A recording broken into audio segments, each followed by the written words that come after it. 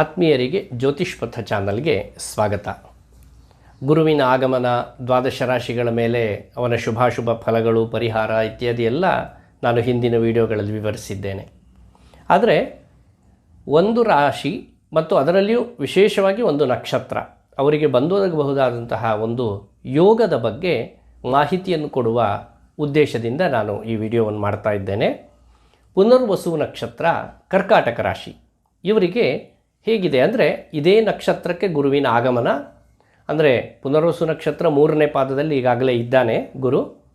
ಅವನು ಜೂನ್ 1ನೇ ತಾರೀಕು ಪುನರ್ವಸು ನಕ್ಷತ್ರ 4ನೇ ಪಾದವನ್ನು ಕ್ರಮಿಸ್ತಾನೆ. 4ನೇ ಪಾದಕ್ಕೆ ಅವನು ಪದಾರ್ಪಣೆಯನ್ನು ಮಾಡ್ತಾನೆ. ಈ ಕಾರಣದಿಂದ ಕರ್ಕಾಟಕ ರಾಶಿಗೆ ಅವನ ಆಗಮನವಾಗುತ್ತೆ.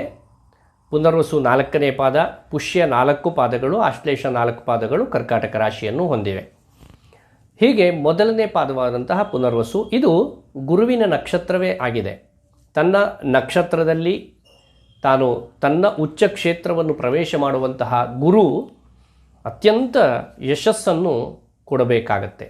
ಹಾಗಾದರೆ ಆ ಕೊಡಬೇಕಾದರೆ ಯಾವೆಲ್ಲ ಯೋಗಗಳು ಇದೆ ಎನ್ನುವುದಾಗಿ ನಾವು ನೋಡಿದರೆ, ಇಲ್ಲಿ ಗುರುಬಲ ಇದೆಯಾ ಎನ್ನುವಂಥದ್ದು ಮೊದಲ ಪ್ರಶ್ನೆ. ಪುನರ್ವಸು ನಕ್ಷತ್ರ 2 ರಾಶಿಯನ್ನು ಹಂಚಿಕೊಳ್ಳುತ್ತೆ, ಮಿಥುನ ರಾಶಿ ಮತ್ತು ಕರ್ಕಾಟಕ ರಾಶಿ. 1, 2, 3 ಈ 3 ಪಾದಗಳು ಪುನರ್ವಸು ನಕ್ಷತ್ರದ 3 ಪಾದಗಳು. ಇದನ್ನು ಯಾರೆಲ್ಲ ಹೊಂದಿದ್ದೀರಿ, ನಿಮಗೆ ಗುರುಬಲ ಇದೆ, ಈ ವರ್ಷ ಪೂರ್ತಿಯಾಗಿ ಗುರುಬಲ ಇದೆ. ಆದರೆ ಪುನರ್ವಸು 4ನೇ ಪಾದಕ್ಕೆ ಜನ್ಮದ ಗುರು, ಅವನು ಗುರುಬಲವನ್ನು ಕೊಡೋದಿಲ್ಲ. ಹಾಗಂತ ಗುರುವಿನ ಫಲ ವಿಭಾಗದಲ್ಲಿ ಯಾವುದೇ ವ್ಯತ್ಯಾಸವನ್ನು ಮಾಡೋದಿಲ್ಲ.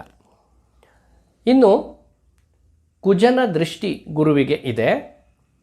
ಇದರ ಕಾರಣದಿಂದ ಕರ್ಕಾಟಕ ರಾಶಿಯವರಿಗೆ, ಪುನರ್ವಸು ನಕ್ಷತ್ರ ಕರ್ಕಾಟಕ ರಾಶಿ, ಮಿಥುನ ರಾಶಿಯಲ್ಲ, ಪುನರ್ವಸು ನಕ್ಷತ್ರ ಕರ್ಕಾಟಕ ರಾಶಿ ಇವರಿಗೆ ರುಚಕ ಯೋಗ, ಹಂಸ ಯೋಗ ಎನ್ನುವಂತಹ 2 ಯೋಗಗಳ ಸಮಾಗಮ ಇದೆ. ಅಂದರೆ ಕಾರಣ ಇಷ್ಟೇ, ಪುನರ್ವಸು ನಕ್ಷತ್ರ ಕರ್ಕಾಟಕ ರಾಶಿಯವರ ಕೇಂದ್ರ ಸ್ಥಾನವಾದ ಮೇಷ, ಅಂದರೆ 10ನೇ ಮನೆಯಾದಂತಹ ಮೇಷ, ಇಲ್ಲಿ ಕುಜನ ಸ್ಥಿತಿ ಇದೆ. ಆ ಕುಜನು ಅತ್ಯಂತ ಬಲಿಷ್ಠ, ಸ್ವಕ್ಷೇತ್ರಗತನಾಗಿದ್ದಾನೆ. ಕರ್ಕಾಟಕ ರಾಶಿಗೆ ತಾನು ಕೇಂದ್ರ ಸ್ಥಾನದಲ್ಲಿ ಇದ್ದಾನೆ. ಅಷ್ಟು ಮಾತ್ರ ಅಲ್ಲದೆ ಅಲ್ಲಿಂದ 4ನೆಯ ಮನೆಯ ದೃಷ್ಟಿ ಇದನ್ನು ಇರಿಸಿ ಗುರುವನ್ನು ವೀಕ್ಷಿಸ್ತಾ ಇದ್ದಾನೆ ಕುಜ. ಈ ಕಾರಣದಿಂದ ರುಚಕ ಯೋಗ ಎನ್ನುವಂಥದ್ದು ಬಲಿಷ್ಠವಾಗುತ್ತೆ.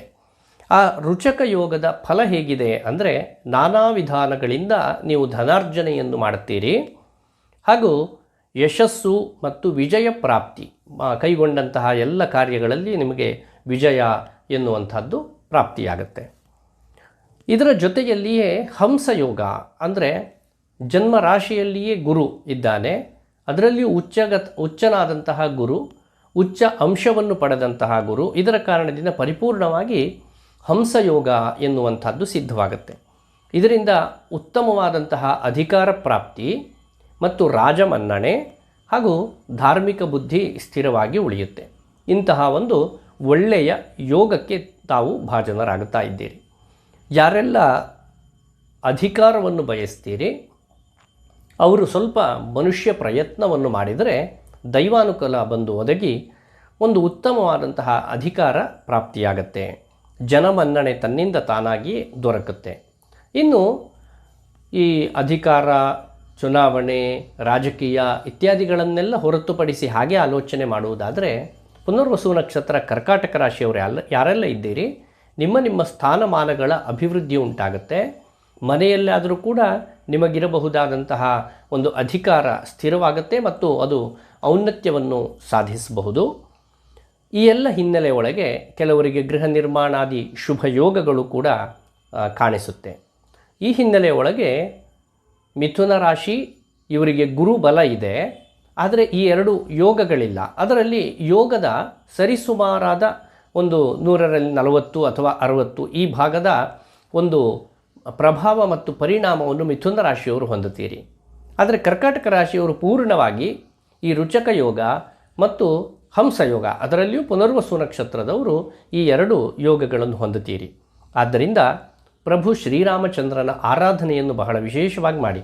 ನಿಮ್ಮ ಕುಲದೇವತಾ ಆರಾಧನೆಯೊಂದಿಗೆ ನಿಮ್ಮ ನಕ್ಷತ್ರದಲ್ಲಿಯೇ ಜನಿಸಿದಂತಹ ರಾಮಚಂದ್ರನ ವಿಶೇಷ ಮಂತ್ರಾನುಷ್ಠಾನವನ್ನು ಮಾಡಿ. ಸುಮಾರು ಒಂದು 30ರಿಂದ 36 ವಿಧಾನವಾದಂತಹ ರಾಮ ಮಂತ್ರಗಳಿವೆ. ಎಲ್ಲವೂ ಕೂಡ ಅನುಷ್ಠಾನ ಯೋಗ್ಯವಾದಂತಹ ಮಂತ್ರಗಳು. ಅಂತಹ ಮಂತ್ರಾನುಷ್ಠಾನವನ್ನು ಮಾಡುವುದರಿಂದಲೂ ಶ್ರೀರಾಮ ಜಯ ರಾಮ ಜಯ ಜಯ ರಾಮ ಎನ್ನುವಂತಹ ತಾರಕ ಮಂತ್ರ ಇದನ್ನು ಸದಾ ಸರ್ವದಾ ಪಠಿಸ್ತಾ ಇರುವುದರಿಂದಲೂ ಪುನರ್ವಸು ನಕ್ಷತ್ರ ಕರ್ಕಾಟಕ ರಾಶಿಯವರು ಅಭ್ಯುದಯವನ್ನು ಹೊಂದುವುದರಲ್ಲಿ ಯಾವುದೇ ಅನುಮಾನವಿಲ್ಲ. ನವಗ್ರಹರ ಸಹಿತನಾಗಿ ಶ್ರೀರಾಮಚಂದ್ರ ನಿಮಗೆ ಪೂರ್ಣಾನುಗ್ರಹವನ್ನು ಮಾಡಿ ಉತ್ತರೋತ್ತರ ಶ್ರೇಯಸ್ಸನ್ನು ಅನುಗ್ರಹ ಮಾಡಲಿ.